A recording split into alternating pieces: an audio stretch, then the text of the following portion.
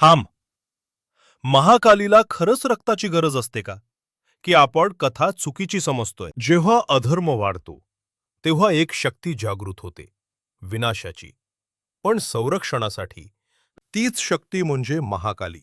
भीतीदायक रूप, पण हेतू एकच, समतोल. रक्तबीज, ज्याच्या प्रत्येक थेंबातून नवे राक्षस जन्मतात.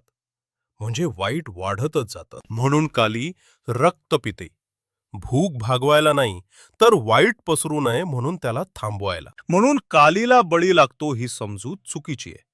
खरं बळी म्हणजे आपल्या आतल्या अहंकाराचा, भीतीचा, नकारात्मकतेचा. ही कथा बाहेरचीच नाही, ती आपल्या शरीरात, मनात चालणारी प्रक्रिया आहे. जिथे नकारात्मकता वाढते तिथे कालीसारखी ऊर्जा तिला नष्ट करते. आजपर्यंत तुम्ही महाकालीची कथा ऐकलीये, ती अशीच आहे, बरोबर?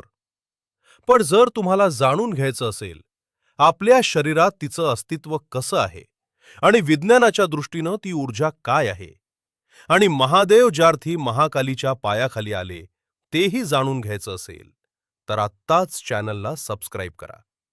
कारण पुढचा व्हिडिओ तुमचा विचार बदलणार आहे. महाकाली बाहेर नाही, ती तुझ्यातच आहे.